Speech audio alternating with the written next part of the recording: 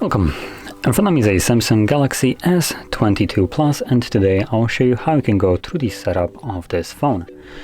Now, before I actually get started with the process itself, I will mention something that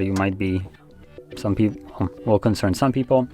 So this device has already been set up. It's not brand new out of the box. And the reason why this matters is because for the people that are just setting it up alone but have literally just unboxed it, will be forced to, number one, connect to Wi-Fi, number two, reboot the device for no reason. So those are two things. And number three, the setup will take significantly longer for no reason. So I will point out the subtle differences throughout the process where you might expect that difference. But yeah, that's about all the things that you can expect. So anyway, let's get started. So number one, you should be presented with this screen right over here, right when you reboot. And all you need to do is select your desired language on the next page. So I'm going to select English, obviously. And this moves me to connect to mobile network by inserting a SIM card. Now you can do so if you want to, or you can completely disregard it. Now keep in mind, for everybody who is setting up this device as a brand new one, you have choice to either connect to mobile network through SIM card or through Wi-Fi. You have to choose one if this device is completely brand new and never been set up before. But luckily, I can just skip it. Now, before it moves me to Wi-Fi, it also gives me a couple of things to review, more precisely, user license agreement, because why wouldn't I be able to agree to something? And then this moves me to the next page, which is permissions from Samsung apps and services. Now, truth be told, you can disable all of them, and whenever you open up an app that actually requires it, you can then get the pop-up, or well, not then, but you will get the pop-up, and you can, for instance, decide if that application should have access to whatever it wants. Now, obviously, phone will want access to your contacts and stuff like that, which is just a given. And a couple apps will want access to some other things, like photos will want access to storage, and so on. If you choose to disable all of them, instead of just being able to open up that app and easily starting to snap photos right away, it will give you a pop-up that it needs access to it and you need to grant it. That is something that you can do. And additionally, if some app wants access to something that you don't feel comfortable that the app should have access to, you can just look for an alternative in this case. Personally, I'm going to disregard this. I'm going to set up anything here, so I'm just going to go to the next page, which, like I mentioned, is the Wi-Fi page. So for everybody that has a brand new device, you will need to connect to Wi-Fi. You won't have the skip option like I do. And by basically connecting to it, it will start looking for updates, which will start to look for updates, which will take a significant portion of time. And additionally, like I mentioned, the device needs to reboot. I believe it reboots after you choose a region, which I have already done, so I'm kind of late with that info.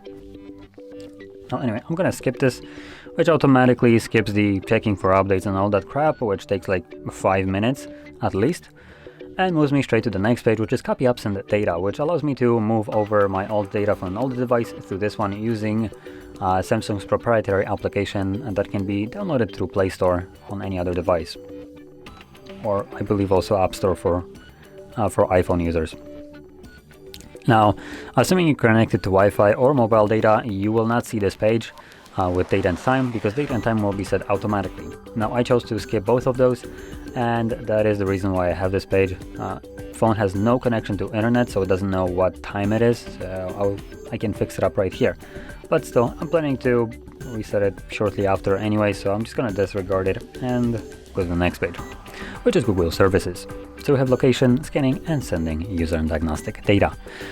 Quickly going into all three of those, location is just GPS tracking for apps like, as an example, Google Maps, to give you an accurate route to your destination based on where you are located right now. Then we have allow scanning, which allows the device to look for Wi-Fi and Bluetooth signals. And below that we have send user and diagnostic data, which allows Google to spy on you. I think I will say no thanks to that one. Then on the next page, we have Protect Your Phone, which allows you to set up some kind of protection. That'd be PIN, pattern, password, and obviously a couple additional ways like face recognition and fingerprint. If you're planning to use fingerprint or face recognition, maybe both, you are always required to set up some kind of physical way of unlocking the device, so if something happens to your face or your finger, you have still another way to access your phone. That'd be through PIN, pattern, or password. You can only choose one. Which I will select pattern right here. Now when selecting your screen lock, you'll put it in, you press next, and you repeat it, and this will set up that screen lock.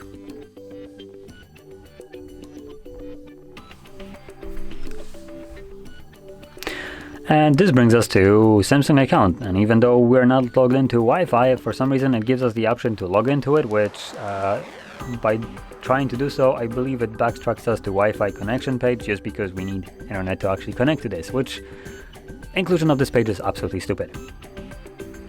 Now, additionally, for everybody who doesn't really care about the secure folder feature, there is not much incentive to actually add your Samsung account. The only other reason which I would probably think of is for protecting your phone. If you choose to add Samsung account, that is one of the things that cannot be bypassed, like for instance Google account can. So when the device gets stolen and for instance reset it, you can bypass Google account for the most part, although I haven't found ways of doing it on this phone just yet. But Samsung account is another thing which is not very bypassable.